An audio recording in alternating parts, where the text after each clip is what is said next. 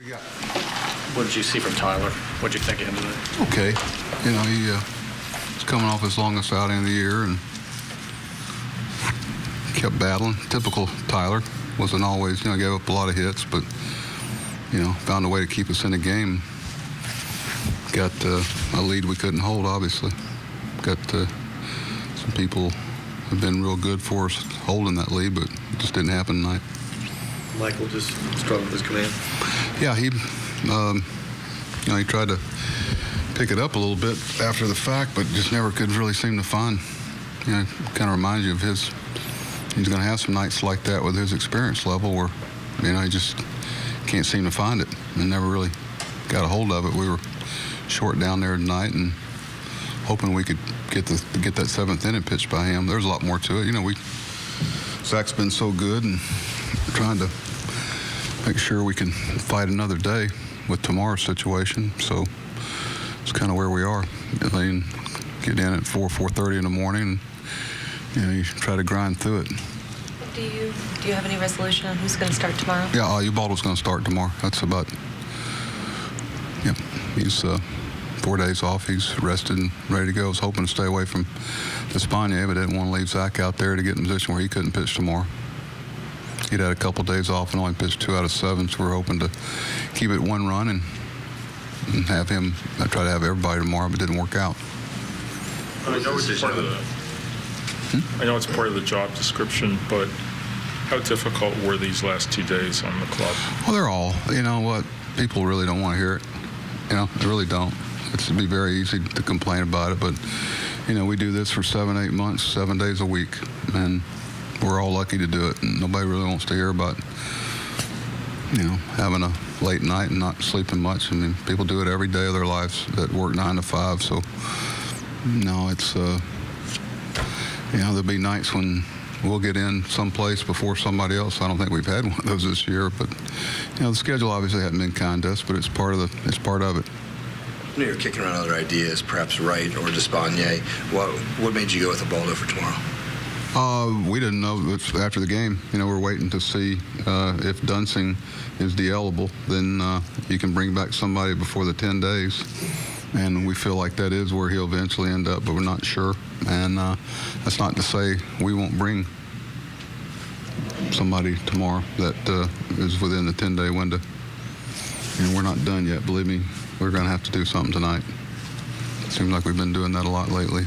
Look, when you look at Zach, and sometimes when you bring a closer in and it's not a closer situation, it seems like there's a different feel to it. But the last couple of times out, even in a closer situation, he's been a little sketchy command-wise. Are you concerned about that, or is it just? Zach's one of the best in the business, and you're going to have those times during. He had them last year, and he's good. I don't. He gets a lot of rope. He's as good as there is, and that doesn't. One good thing about him, it doesn't affect him. The situation he's pitching in, he's so competitive and so on. He doesn't.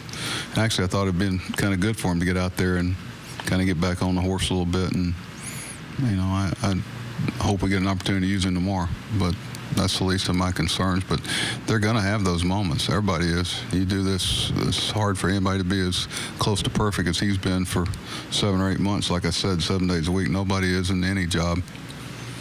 Michael's led 8 runs. Pardon? Michael's led 8 runs in his last 4 outings. Mm-hmm. Can you pinpoint anything during that stretch? A command. He's. I think early on, he's being a little reactive instead of proactive with his outing some. Like he's. And I know it's one of those things that young pitchers learn from. They try to keep in mind they haven't been pitching for 2 or 3 years. And, it's a learning experience for them. We got a lot of guys learning on the job without much major league experience. So, Tyler being one of them. Michael, too, and Oliver, too. And, I can keep on rattling them off. But like I said, nobody wants to hear about it. But one of your calling cards in handling a bullpen has always been, not putting guys in harm's way, as you like to say. And if, guys pitch 3 or 4 or something like that, I guess you can make the assumption that maybe you were holding off on Brad today. Yeah, we're going to pitch him today. He'd had 3 ups with only 1 day off. I'm not pitching him today. How tough is that, given the Darren situation as well, and then you have lesser guys there? How tough It's is tougher if they're not available for 3 months. That's where you're headed.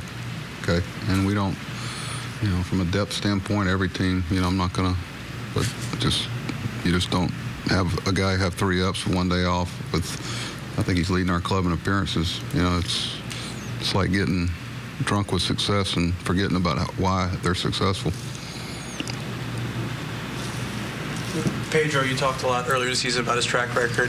Once he got going, do you feel like you're getting rewarded for sticking with him at this point? Yeah, I mean, it's Pete. He works hard. I mean, he's in a pretty good place right now. He's got a good approach and a good routine that he's kind of gotten into. He and Scott have kind of struck a good chord about what kind of works, and we're getting a return for him. Glad to see it, because through thick and thin, he never gave in, never complained, he's a pro.